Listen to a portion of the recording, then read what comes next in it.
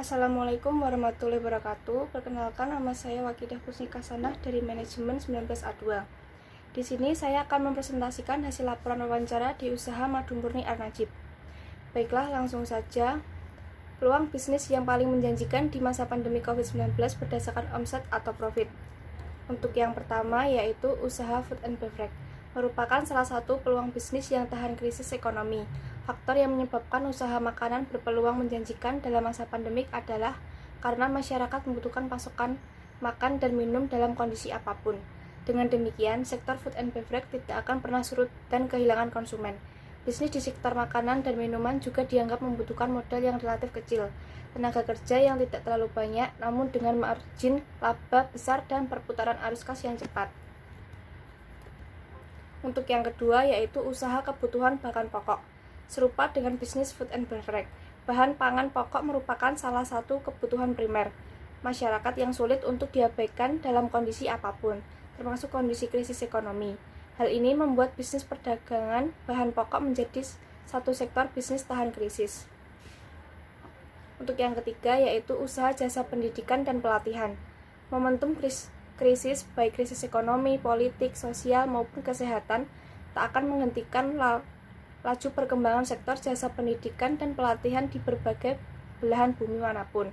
Kebutuhan untuk belajar sesuatu hal yang baru tak akan surut di tengah-tengah masyarakat, meski dalam kondisi krisis sekalipun. Bahkan masa krisis merupakan momentum yang tepat, karena sebagai orang mengevaluasi diri dan menganggap dirinya membutuhkan lebih banyak pengetahuan untuk terus mengembangkan diri. Hal ini membuat bisnis di industri pendidikan dan pelatihan lebih mampu bertahan saat perekonomian dalam kondisi yang buruk. Untuk yang keempat yaitu usaha jasa atau produk kesehatan. Para tenaga kesehatan seperti dokter, perawat, apoteker, hingga karyawan pusat kesehatan berada di garda terdepan untuk menjamin kesehatan masyarakat, sebagai salah satu kebutuhan yang krusial untuk tetap bertahan hidup. Terlebih ketika masa krisis akibat virus corona ini, berbagai latar belakang tersebut menjadi alasan yang membuat bisnis kesehatan termasuk salah satu yang bisa bertahan di masa krisis sekalipun. Kebutuhan menjaga dan memulihkan kesehatan tak akan hilang, karena momentum apapun sehingga menjadi peluang bisnis sekaligus membantu masyarakat memenuhi kebutuhan atas kesehatan. Yang kelima yaitu bisnis digital. Bisnis digital menjadi salah satu dari deretan sektor usaha yang dapat menjadi peluang usaha saat corona dan dapat bertahan dalam kondisi krisis sekalipun. Perkembangan teknologi membawa pencerahan bagi masyarakat dan mampu mendukung hingga mengembangkan sektor-sektor bisnis lainnya. Dalam prosesnya, bisnis digital justru menjadi solusi bagi sebagian besar masyarakat untuk keluar dari persoalan, bahkan dapat mendorong masyarakat untuk keluar dari masa krisis. Misalnya, teknologi digital berupa aplikasi video conference bisa membantu para karyawan atau mahasiswa untuk bertatap muka di jarak jauh, dan menyelesaikan persoalan bisnis ketika masa krisis kesehatan akibat pandemi COVID-19 ini. Untuk yang kedua yaitu laporan penelitian wawancara usaha Madu Murni di An-Najib. Bab 1 pendahuluan, terdiri dari latar belakang. Pandemi COVID-19 tidak selamanya merugikan, namun juga memiliki dampak positif, terutama bagi pengusaha madu. Setelah hampir 1,5 tahun, virus corona mewabah di Indonesia, usaha madu mampu meningkatkan penjualan yang signifikan hingga 100%. Madu merupakan salah satu makanan tambahan yang banyak digemari masyarakat. Selain karena rasanya yang manis, juga memiliki manfaat yang baik untuk kesehatan. Senyawa propolis yang terkandung dalam tiap tetes madu yang dihasilkan oleh lebah merupakan bahan utama suplemen kesehatan yang banyak dikonsumsi masyarakat, seperti propolis dan bipolen. Kedua bahan tersebut sudah banyak orang mengetahui dan merasakan manfaatnya, dan bisa menjadi pencegahan paparan penyakit termasuk COVID-19, sehingga madu memberi peluang usaha yang cukup menjanjikan. Peluang tersebut dapat dilihat dari adanya jumlah permintaan terhadap produk madu yang semakin meningkat di masa pandemik ini. Madu Murni An-Najib dalam mendukung kesehatan di masa pandemik ini menyediakan madu dengan kualitas dan harga yang terjangkau, sehingga banyak orang dapat mengkonsumsinya sebagai daya tahan tubuh. Maksud dan tujuan, yang pertama yaitu memahami dan menguasai kegiatan wawancara, yang kedua memperoleh informasi tentang usaha madu, yang ketiga sebagai contoh inspiratif dalam mempertahankan usaha di masa pandemi COVID-19. Topik wawancara yaitu menjaga bisnis madu di tengah pandemi COVID-19. Waktu dan tempat kegiatan.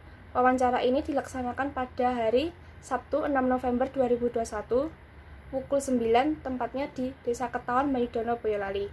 Data wawancara narasumber Ibu Amiratul Hasanah, pewawancara saya sendiri Wakidah Husni, juru tulis Wakidah Husni, juru rekam Wakidah Husni.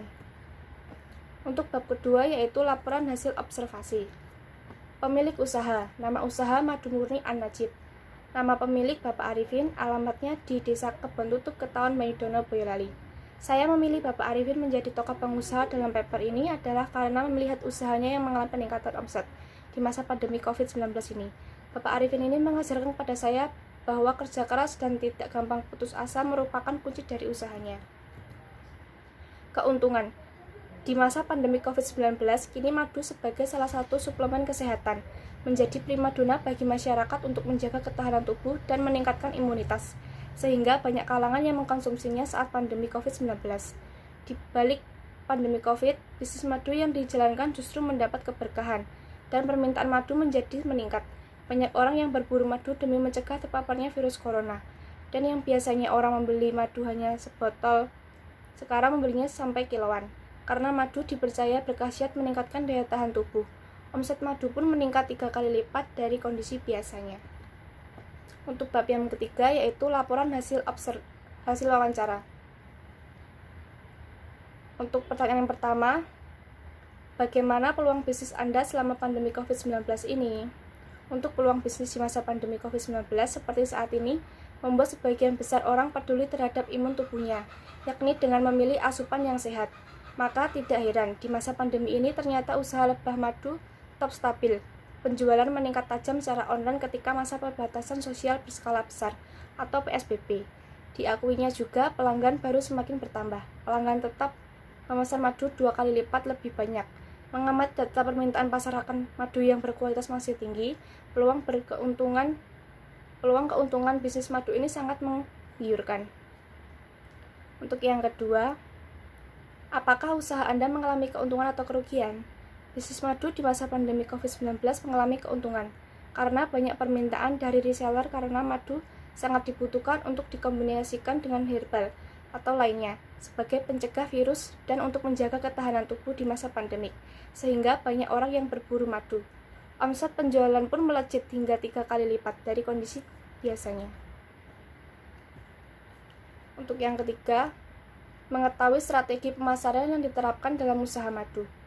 Strategi pemasaran Madu Murni An-Najib tersedia pembelian secara online dan offline. Sebagai pemasaran secara offline telah tersedia di 5 kota. Kota tersebut meliputi Semarang, Boyolali, Solo, Karanganyar, dan Magetan. Sebagai pemasaran online terdapat reseller yang tersebar di seluruh kota, atau juga bisa dipaketkan melalui CNT, CNE, Hirona, dan lain-lain. Pemilik memiliki harapan agar madu An-Najib dapat menyebar di seluruh Indonesia, didukung dengan kualitas produk yang menjamin manfaat untuk kesehatan. Madu juga dapat diperoleh di gerai atau menghubungi kontak yang ada di akun Facebook Madu An-Najib. Untuk yang keempat, mengetahui keunggulan kualitas madu An-Najib. Keunggulan utama, madu yang diperoleh asli karena panen dari peternakan milik sendiri. Kedua, madu yang dihasilkan tanpa bahan campuran lainnya, seperti beberapa peternakan yang memberi makanan tambahan gula pada lebahnya. Ketiga, madu An-Najib tanpa proses dipanaskan atau pasteurisasi, sehingga enzim yang didapat benar-benar murni. Keempat, aman dikonsumsi karena telah bersertifikat dari Depkes PRIT nomor 10933720151. Untuk yang kelima, mengetahui apa saja tantangan dalam menjalankan bisnis madu ini. Madu adalah hasil produksi lebah yang penuh dengan tantangan bagi manusia untuk memahaminya. Salah satu tantangan dalam menjual madu adalah masalah edukasi, karena kunci dari jualan produk ini adalah kepercayaan masyarakat.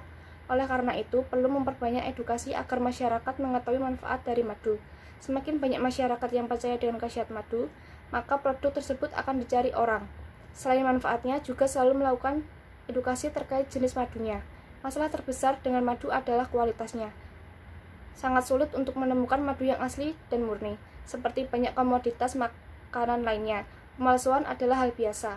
Karena nilai ekonomisnya yang cukup tinggi serta jumlah produksinya yang terbatas, acap kali madu dimadukan atau dipalsukan demi mengejar keuntungan pribadi semata. Seperti misalnya mencampur sedikit madu asli dengan gula tebu atau gula merah. dan ditambahkan asam sitrat untuk rasa asamnya serta enzim untuk menimbulkan kesan. Untuk yang keenam yaitu mengetahui mengapa harus mengkonsumsi madu di tengah pandemi. Di tengah pandemi COVID-19 kita harus benar-benar menjaga kesehatan tubuh dan mental kita, sebab dengan menjaga kesehatan tubuh maka kita menekan potensi terkena COVID-19. Madu merupakan salah satu zat yang perlu sering dikonsumsi di tengah pandemi COVID-19. Untuk manfaatnya sendiri, yang pertama melawan bakteri di tenggorokan. Madu mempunyai anti-inflamasi alami. Jadi dengan mengkonsumsi 1 sendok makan madu yang dicampur dengan air hangat setiap malam dapat meminimalkan iritasi pada tenggorokan dan menghindari batuk. Madu juga antibiotik yang baik yang dapat membantu melawan bakteri apapun di tenggorokan. Untuk yang kedua, meningkatkan sistem kekebalan tubuh. Madu mengandung antioksidan dan agen antibakteri yang mampu meningkatkan sistem kekebalan tubuh, membuat lebih kuat dalam memerangi infeksi yang disebabkan oleh mikroorganisme seperti bakteri, jamur, dan banyak virus. Mengkonsumsi madu setiap hari bagus untuk meningkatkan pertahanan alami. Madu juga dapat diterapkan pada luka untuk membiarkan aset antibakteri itu bekerja sesuai keinginan. Untuk yang ketiga yaitu mengobati berbagai macam penyakit.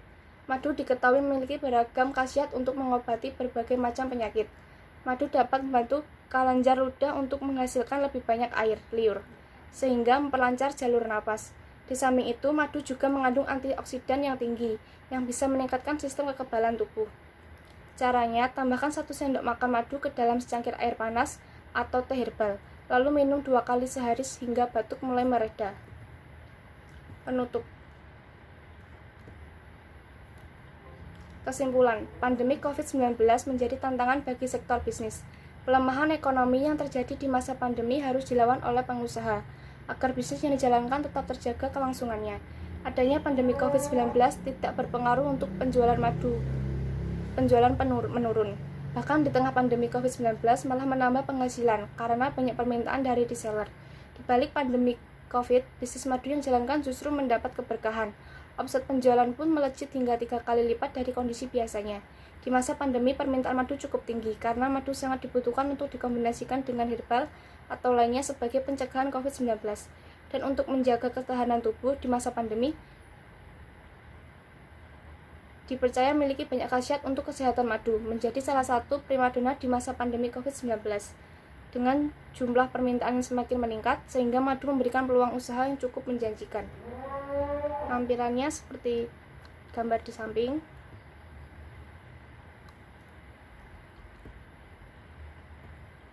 Terima kasih. Sekian presentasi dari saya. Apabila ada salah kata, saya mohon maaf sebesar-besarnya. Wabillahi taufiq wal hidayah. Wassalamualaikum warahmatullahi wabarakatuh.